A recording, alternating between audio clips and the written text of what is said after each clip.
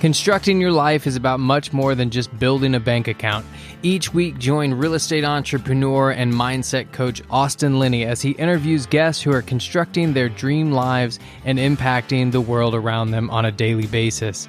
If you're an entrepreneur or wanting to start a business, or you just want to hear motivating stories of how others have overcome the odds, you are in the right place. And now for your host, Austin Linney. Guys, welcome back to Construct Your Life. So when the Dos Equis man quit his job, we found the guy that took his position, a true Renaissance man, really. I mean, he does so many things, guys. We don't even really know what he does. He leads men, he travel hacks, he soccer coach. I mean, like, did I miss anything? Is there like other things? I mean, true there's a Renaissance couple things. Man. How are you doing, Mr. Velky? Dude, I'm having a great day. Spectacular morning. Feeling great. Excited to be here. Can't be any better. Awesome. Well, I mean, it's great timing because, I was texting Jamie all weekend just saying how great it is to see everybody's great comments. And I know that when you have a group, when you really lead men and allow them to level up their life, there's no better feeling than to do like a 3-day workshop? Yeah, almost 3.5. Okay. Tremendously powerful. I think men in general are often clear on who they want to become or can potentially become, but don't often get the space to open those channels up and to spend time creating a really safe haven to be emotionally expressive, to share what you need to let go of, to dive into becoming and purpose and intentionality and authenticity is really special. So it was really cool to see those comments as well, because I know when it started, there was a lot of hesitation, right? Those things are scary to talk about. So it was beautiful, beautiful weekend, and I was humbled to see all those beautiful representations of our work. Yeah, because we're not allowed to. We're not allowed to like have fear. We're not allowed to like, man, entrepreneurship is scary. We're not allowed to say that out loud, especially as a coach like I am now. It's really interesting, my coach said to me, like, you have to kind of be careful who you open up to. You can't just go on social media and go, this is shit, I hate it. Like you're kind of supposed to be the pillar of like, I have it together. Yep. You know what I'm saying? But start us back from the beginning. You have an interesting kind of path, and kind of share your story where you want to, and we'll kind of go from there. Yeah, well, much of my career has been dotted by intentionality and by purpose. But man, I started entrepreneurship about 6 or 7 years ago, and I've been really intentional about doing well by doing good. And that's taken me down some really weird worlds. Like, I've learned a lot about business and life and designing a lifestyle. But, I quit my job. I was building a business and sustaining it by coaching soccer in the evenings. Coached girls soccer for 11 years and published a book on it. I retired in 2020. Good timing to leave youth sports and publish a book on it. Also, terrible timing because I wrote a book on youth sports, like the 1 month out of the history of months that youth sports stopped completely. So some irony there. But I learned a lot through that. That was my first time really building culture, leading a group and developing what I would call mindset and habitude and all these practices for young adults. And then as I grew, I started to get into personal development and doing that for adults and guiding people on goals. I got to learn how to travel hack and build a system for other people to learn how to travel the world for free using credit. Like just so many things. And there are people in the world that I envy that are like, I do one thing. I really envy that. I'm the opposite. I'm like, I do what I want, how I want, when I want. And I like being diverse. I like being wide. The width has taught me how to consolidate and take my experiences and cross-hatch them. And now as a coach, as a leader, as a trainer, as a guy that is teaching people about purpose and integrity and also about money and wealth, like those multifaceted experiences really give me a lot of context to help people wherever they are. And man, it's been a lifestyle lately of travel, of seeing the world, connecting with people. And I wouldn't trade it for the world. I work really hard, but I would not trade it for the world. There's little words I pull out of there why we're so similar is like lifestyle, intention, and purpose. And so, me as well, like there's a lot of people that, they have good intentions. They say, get your hand out of multiple buckets. And I said, yeah, but if I did that, you might as well just butt me up. Like, and the thing is that what's interesting though, is, and I was interviewing this guy who's a coach as well Monday, and we were talking about like, I would give everything some days to not have my vision be so high. I would give everything for my purpose not to be high.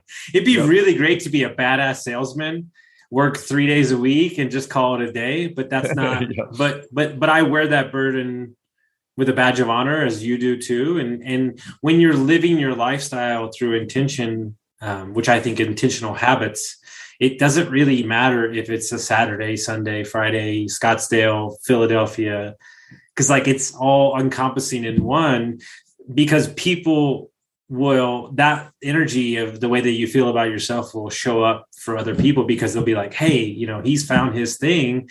And, there's a lot of guys that they want to be home and they want to do this thing. And don't get me wrong, like I long for that sometimes, but it takes what you've done, which is kind of dip your toe in a couple different avenues to kind of figure out which works for you. And that's where it gets tricky, right? Because we say emulate mentors, but really like what's good for you is not good for me, is not good for that person. So what's the tactic that you take that for people? Really important to find models that model the way you want to live, not just what they have. It's really easy to say, I want to have that, or I want to own that, or I want to live like that, and keep that in such a small container where you can really open up your box and really begin to live more intentionally, is to notate models of clarity, of intention, of maybe family, of, if business is your thing, then business, but being hyper selective on who you're modeling is really important. I think over time, I have started to emulate very differently what's happening internally. And it started with the life, the things, the travel, the lavish kind of lifestyle that I was like, yeah, this will make me happy. And then you get in it and you're like, oh, well, this actually isn't very satisfying or gratifying. And now the way that I look at individuals is how they show up, the kind of energy that they have, the way they give, the way they provide for others, the way they nurture and support. And those are my models.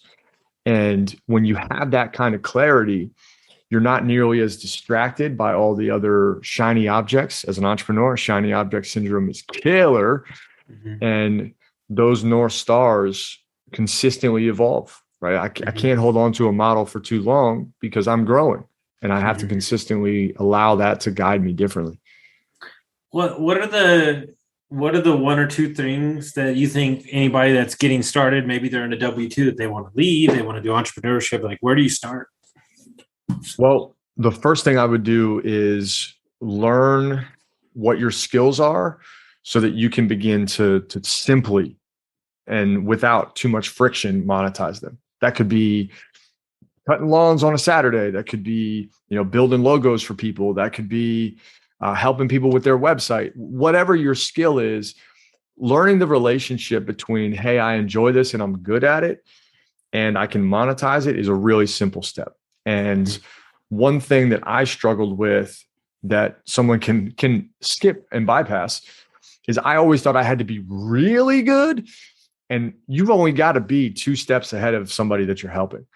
If you are, maybe you're not the best web developer in the world, but you can put up a website, there are a lot of people that will pay you for your time. And as soon as that relationship gets formed where you have a new dynamic of time and money doing something that you love, your whole world's going to change, especially if you're unhappy and unfulfilled with your work. The second thing I would say is, our relationship with money is critical to being an entrepreneur.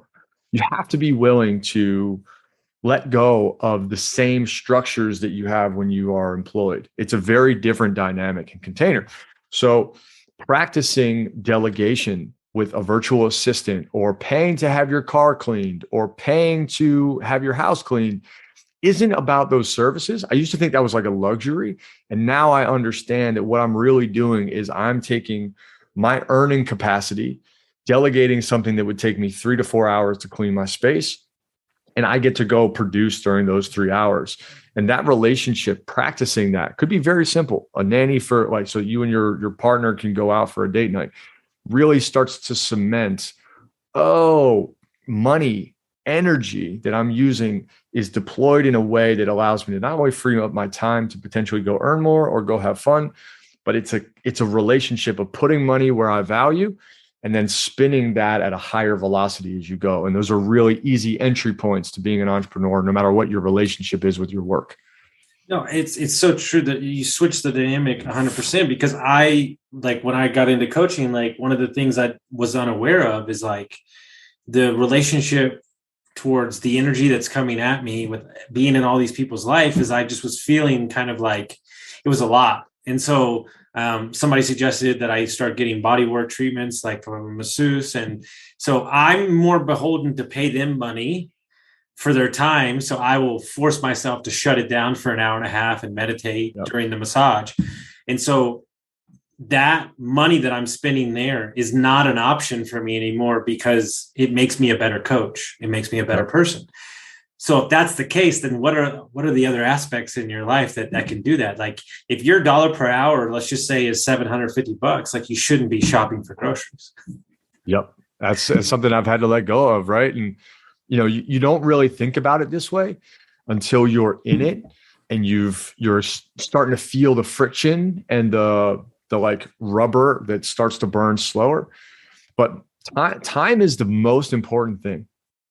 Like, money is simply a tool to get a high utility from my time. Mm-hmm. And what I noticed, like, if I look back on being an employee, and I'm really proud of this, in 2015, that's when I quit my job.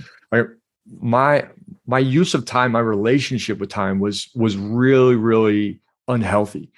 I went to work, I came home, I would do some extra things. I would, moonlight a couple different coaching opportunities. But largely speaking, I didn't understand how important time was. I was very disciplined, very structured. I would run in the morning, I'd take care of myself, eat well. But I was moving so fast to try to like get somewhere that even in the early days of being an entrepreneur, I missed the moments. There were some moments that I completely missed. And now, having boundaries, having clarity in what is most important to me, my values, really allows me to get the most out of time, because we are finite. My context, my motivation is my mortality. And man, when you keep that at the end of the tunnel and like the end of the rope that you're working towards, everything has much stronger context. And I just, this morning I just walked away from quite a bit of money, because I determined that the amount of time that I was spending on this said client opposed to my other 13 is, the ratios are off. And so, yeah, does it suck to walk away from it? Yeah, but it also it gives me back so much more of my time to put it somewhere else. And so it's this delicate dance of understanding. And a lot of that is with, scheduling and stuff, because I think that, one of the most misunderstood, one of the things that I tell myself all the time, because I spent, 20 plus years as a W-2 employee, to get out of the W-2 job mentality, it takes a lot. And I try to remind myself on a daily basis, what would a CEO do? And that's where I try to make a decision from that. But man, I'm telling you, I think that mentality is really hard to get out for an entrepreneur. I fully agree. And let's complete a very whole picture. I also think that the language and narrative, the rhetoric around financial freedom is equally as scary. And here's why. If I took someone to like the middle of the desert with nothing around and dropped them in the middle and left, it'd be very hard to figure out where to go. And when we envision financial freedom, I think we often put so many options in that arena. And freedom has no value if you don't have direction. So if you say, hey, I'm working, I'm going to get financially free. My next question is why? Yeah. What does that power for you? What's the intention? What's the goal? What does that allow you to do that you can't do now? Mm-hmm. And I find that most individuals have a very warped sense of freedom in the future, allowing them to do something they could do in the present. Yes. And that's where the like conundrum really gets so on fire. So Cody Sanchez said a couple of days ago that freedom has an exit price. It always does. And I was like, fuck, like that's it, because the money that I walked away from hurts here, but there's a freedom aspect on the back end of that. Right. And so that's when you look at it from that way, it's like, oh, okay. And like, I got divorced last year, and it's like, oh, that sucks. Like that was a lot of stress, and I lost a house and I lost a dog, but I also gained so much on the other end, and that was a personal choice. And so at every opportunity, if you change the way that you see it, and for me, I think the biggest issue in America is that money is so misunderstood. It's so misunderstood. And it's like, you talk, because money is in relation to what you deal with, right? Like I have a friend who manages $5 billion for UT, and they make $350 million trades like it's water, like they're grabbing a glass of water. But in relation to him, that's what he's trained his whole life for, and it's totally comfortable. And so I always love when Ed Milet talked about to the Go Bros in Colorado, and he said, "Yeah, all of you are very successful compared to who? Not compared to me." And so there's an ever opportunity. But you have to classify what it means to you. And I don't think people have, like 90% of times that you coach people and you help people, they hire me for a reason. And then we wound up 180 degrees in the opposite direction. Is that what you see too? Yeah. A lot of the conversations start with like this really sexy, shiny object in the sky. And when we start down that path, we realize that object didn't have the same kind of appeal once we broke down a couple internal barriers. And, that context of like, this is what I want. I want that life. I want that success. I want that thing. When you really root into why someone wants that, you often discover that they want it for reasons that they don't even connect to. Right? This will prove to my mom that I'm worthy. This will show everyone that I'm enough. This will relegate to everyone that I'm better. And those reminders at like an emotional level, those are huge anchors. Like you actually can't succeed in any way if worthiness, enoughness, and fear are the things that control you. So yeah, we end up down this path of like, well, can you help me build my business? Can you help me get out of my own way? And can you help me become the person I'm capable of becoming? And through that process and journey, we end up on a very different pathway of emotional development, worthiness, healing, even like there's so much in it. And it sounds very strange to even say that. And yet I can tell you that everybody that I've worked with has had these huge epiphanies of like, why am I chasing that? Because now that I've done this work, I know that I want something very different, and it is well within my reach, just as I am. But that's I agree 100%. But that's not the hardest part. And beating addiction kind of proved this out, and its addiction's relevant in a lot of different ways. But how do you get somebody, because really their identity is tied too much to a job or an alcohol addiction or what that thing means to them? How do you go about rebuilding somebody's identity? Because that's really what it's about. It is. I would say crafting a new identity is a couple pieces. So first you got to illuminate, like you got to shine a light on what is currently there really, really deeply.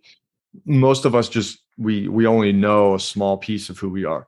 So we go into like 10 domains in our Men on Purpose community where, and all of the coaching that I do on this side, where you get to see all of it, who you really are. Then we go into elimination. We have to eliminate and get out of the way some of the things that no longer serve us, the habits, et cetera, the patterns, the behaviors, the mindsets. And much of that leads to a very obvious next step, which is calibrating, building, crafting, engineering. Ultimately, crafting a new identity requires someone to look at, see, observe, and want change, and then to, like an operation game, go in selectively and destroy the old one so that they can create space for new ideas. But oftentimes what happens is we are a byproduct of our environment and our circumstances. So our identity just is shaped around that, not intentionally built. And the work is very slow and meticulous, yet meaningful and purposeful enough that someone can say, I no longer want to be an absentee father. Then we've got to work on, okay, what are the actions that a present father takes? And once you craft a plan of that, this is the same for money too. Once you craft a plan of where you want to go and you're very intentional to build a staircase, the repetition will guide the crafting. The like concrete will harden over time, but it's not a light switch. And I think many of us want to change identities, but don't take the time to change identities. And it's very possible. The mind is very elastic. Finding a guide, very important, but being able to let go of who you were, even more so. And sometimes that takes really turning behavior, like smoking cigarettes. Smoking cigarettes, the reason people do it is they get the reward now, the pain's later. And we've got to flip that relationship where you are suffering when you're smoking cigarettes, and the pain is brought to the present instead of pushed off to the future. Yeah, and a concept that I'm playing around with, because I haven't really like framed it out just yet, but there's some, like, because I've blown up my life a couple times, like there is some freedom in blowing your entire fucking life up, because you get to take what you want and you're released of everything else, you know? Yeah. And so it's this weird thing of like, on the surface, it might be like, oh, I don't know how you did that. But actually there's total freedom because I just get to take what I want and move on. And it's not holding me anymore. Yeah, man. The shit that we live with is really heavy until we decide to let it go. And man, to give people permission just to set down who they've told themselves they have to be, or they've convinced themselves they are, and to say, look, put your bags down. They're anchors. You're a balloon. You're going to fly. You just got to get rid of the anchors. You just have to eliminate the anchors is really powerful. There was this is both identity shift and money, which are basically the two businesses that I'm in now. Like, can I shift people? And then can I shift their relationship with money through Money Club? Like, when you change your relationship with money, this girl that I worked with as an artist, a musician, talented, went from working as a temp agent to working full-time as a musician and making 4x the amount of monthly income, doing what she loved. And that story is really meaningful because now she gets to influence, to love, enjoy, laugh, and be someone that she only imagined was like in the distance. This, especially entrepreneurs, especially business people that are so rigid in their investing and stuff, like, understand that this thing, like, and I talked to this about with my coach, this thing that we're doing right now, this podcast, coaching, artistry, whatever, it's art. It's art. And if you don't use your gift and you don't inspire the world with your gifts, then it's going to go to somebody else. And, you know, I always make my clients, when they're stuck, read Big Magic, and they're like, why am I reading this dumb book? Like, I want to learn about multifamily. And I'm like, because you're going to realize that by you hiding it or not playing small or not showing it to the world, that you're keeping it from, because when you're living your passion, somebody else is going to see that, and then they're going to step up in their world. And so it's going to be this ripple effect of everybody, you know. And my co-host on my other podcast talks about this. Like, could you imagine a world, right, where everybody woke up and they got to determine what they did every day, and they got to wake up and have their coffee, and you know, and something that he shared on the podcast with Omar, my previous coach, is Omar was talking about how he didn't have a work day and he got to spend, he said, well, I could have breakfast with my wife and it was this great day that we got to have. And Anthony said, yeah, or was that moment always there? And you never, and we almost fell out of our chairs, and you were never open to it. So understand that it's all here. We just have to be open for it. Yeah, I love that. I'll do some personal promotion. Our Money Club is a really awesome thing that we've been building for a long time. And it is essentially now a community with a lot of different education and accountability. And I think money, because of its tabooness, has this need for it to be safe to talk through. But we spent a lot of time, we worked with kids. We got kids programs, we got employee wellness programs, we got all this stuff. We got programs for adults that want to grow wealth. And we almost had to think about what is wealth differently, because so many individuals are like shackled to the idea that wealth is more money. And I've spent a lot of time in a lot of circles, and I can tell you that more money is not more happiness, and more happiness is not necessarily more money. Now, they are connected, and it is very important to have your money straight. Very important. It is a facilitator of a lot of things. But your relationship with money dictates more about your future than how much money you have. And you can have doors opened that are very expensive doors open for free if you understand how these things all come together.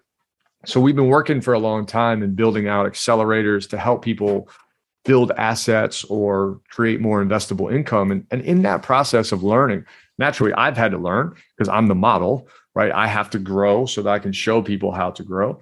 But one of the lessons that I've learned is that the entire objective of money energy is to create moments that are irreplaceable. That's the entire objective.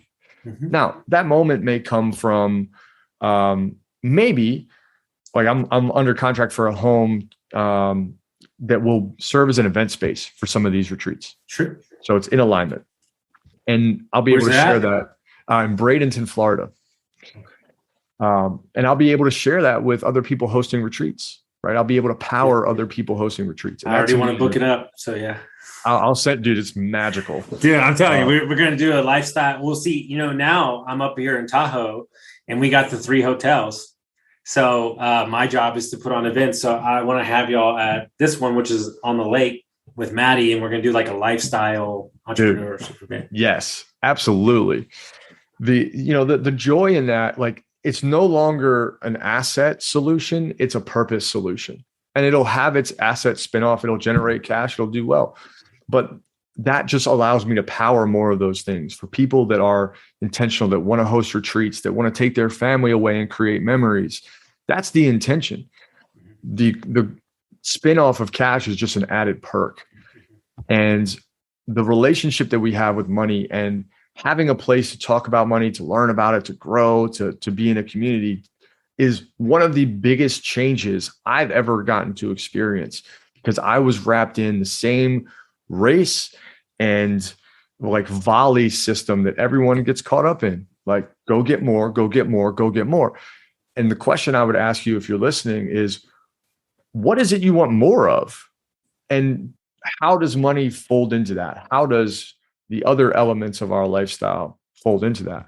If you want more time with your wife, money may not play as big of a role in that as you might think. Yeah. And one of the exercises we take people through is called the first battleground, the second climb. So first battleground is like, what's the there that you keep saying? I want to make this much money, or have this many houses, or do this, do that, do that.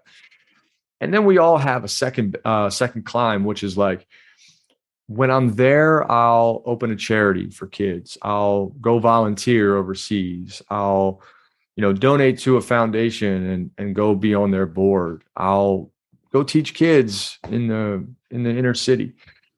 And those things, that's what we're really after. Those things can be completely merged. We separate those mountains, and bringing them together, you can do them now. I talked to somebody that was like, man, I'm really excited. I can't wait to go in the city and like teach kids. And I'm like, well, what are you waiting for? He's like, well, I need to publish my book. And I'm like, dude, they're like Nope. 7. They don't care if you've published a book. You've got plenty of wisdom to pass on. It's all a displacement in your heart. Your priorities are me. Then I'll give to you. And my equation is very flipped. And shockingly, many people said, hey, dude, you've got a very backwards lifestyle model. It won't work. And now many years later, a lot of work put into it. I can tell you that doing good has also done well for me, but I've put people ahead of me, and it's a different equation. Because we as men, like, and this is kind of my joke that I'm running with all my clients right now, is like, I'm working on Saturday, I'm working on Sunday, I'm working on Friday, I'm starting 3 businesses, I'm doing this, I'm doing this, I'm doing this and this. And you turn around, you look at your family and you go, see, I'm doing this all for you. And they look at you and they go, we never asked for it. Yep. Now here's the rub. If this is for you, then just own it and communicate properly to the family. That's all I'm saying. Exactly. And it's like, so at the end of the day, like I always, Tony Robbins, I always thought about this. Like, if you don't give at 1,000, you won't give at 1,000,000. And so you have to, and giving could be time, it could be, knowledge. And one of the concepts that I think is interesting with you as a coach too, and I kind of had the epiphany 6 months ago, like, there's also an added benefit to being a coach, because I don't have any fear anymore, because I know that in order for me to be the best at what I do, I have to go do the things before my clients do them, and then turn around and go, hey, so I've already made the mistakes. Here you go. And so now I don't look anything as me gaining more skills. I look at me as just being the explorer for my clients. I started the podcast. I did this.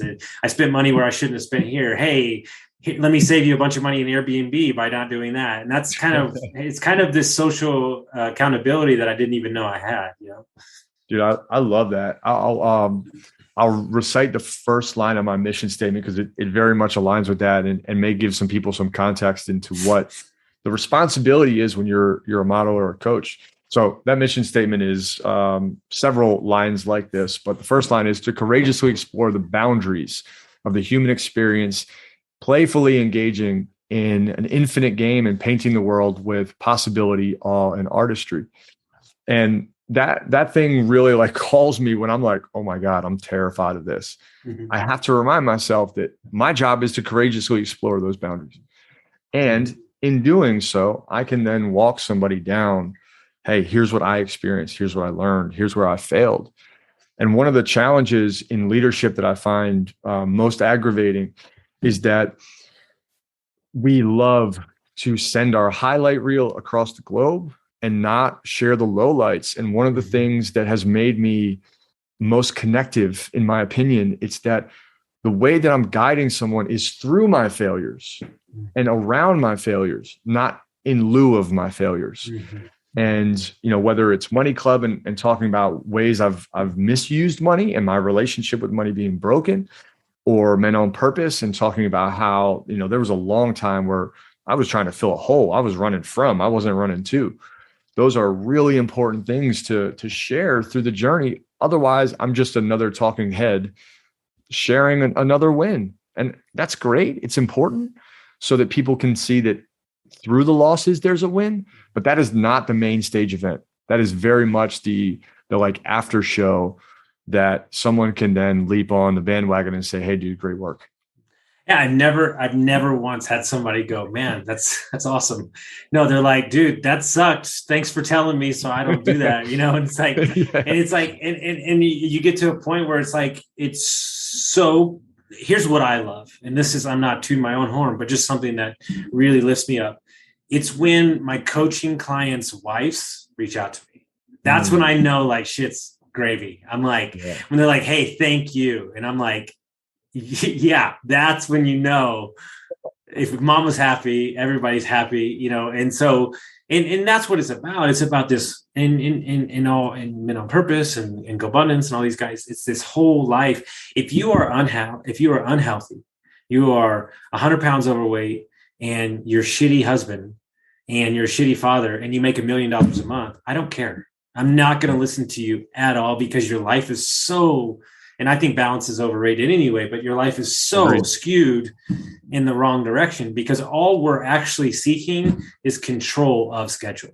There is no balance. It's control of schedule. And then once you have that, you can create whatever you want. Because I tell guys all the time, hey, you're very successful. Congrats. But what if I told you that you couldn't work on Thursday and Friday? How successful are you? And they're like, well, hold on, that changes everything. And I'm like, yeah, because then you have to get really intentional about your time. And that changes the game. So just because you've maxed out this one area doesn't mean that you've maxed it out completely. Yeah, the journey is intense. This is not a game for everyone, not a game for every man, not a game for every woman. And what I find is that the game that we're playing is one of self-mastery, one of financial intelligence, and one of conscious leadership. Those are the three. Those are also in my mission statement. Mm-hmm. And those three are the anchors for someone to consistently evolve, grow, and add more value to the world. Personal mastery, financial intelligence, and conscious leadership. And in those pockets, I find that, one, there's a tremendous amount of like uneducation needed, right? You have to unlearn a lot to be able to be proficient in those areas. You also have to find really good leaders, mentors, and education to serve you, and be prepared to always evolve out of an identity, like a snake shedding its skin. You just have to let go of who you were for who you're becoming. And that path can be very lonely, but man, there is nothing more valuable than finding a community of people or even just a few individuals that you can walk that path with. And I've found that over the years, you find a couple people that are rolling on the same wavelength, like same pace, and like that is all you need. Hopefully it's a partner, but it might just be a friend, it might be a buddy, it might be a best friend's sister that's just like super cool, and you can roll the journey of life out together. And that's where the magic is, that deep connection, that honest, open, high integrity space where you can grow, evolve, shed yourself, and not have to worry about somebody saying like, hey, what about the old Aaron? Like, look, one of my favorite lines from Jay-Z, I forget what song it's on, but he's like, hey, you want my old shit? Buy my old album. And I resonate with that from a perspective of personal development. If you want the old me, go back to the old videos, go back to the old education that I created, go back to the old products that I made. The new me is very centered on new things, and sure. I will evolve again. And that's something I'm very proud of. After a lot of years of being told not to evolve and not to change and not to challenge, and not to be me. And now I'm getting back to me. I love it. If people want to find out more about your groups, what you got going on, how would they do that? Well, the best place to go for anything Money Club is just Facebook. We've got a great Money Club community. So type in Money Club community, you'll find us. We're in the middle of a rebrand, so our website is forthcoming. But that's a great place to start. If you want to look at Men on Purpose, Facebook's a great place for that. It's the Men on Purpose community.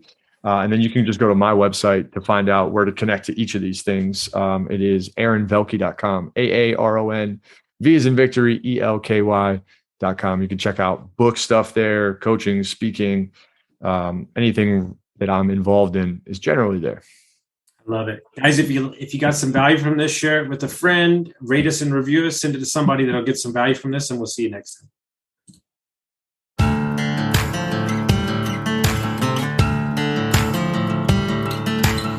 Thank you for listening to Construct Your Life with Austin Linney. If you enjoyed this episode, be sure to rate, review, subscribe, and pay it forward by sharing with a friend. Most importantly, take this opportunity to start constructing your life by taking immediate action on what you learned. For show notes, resources, and more information on one-on-one coaching with Austin, visit constructyourlifepodcast.com.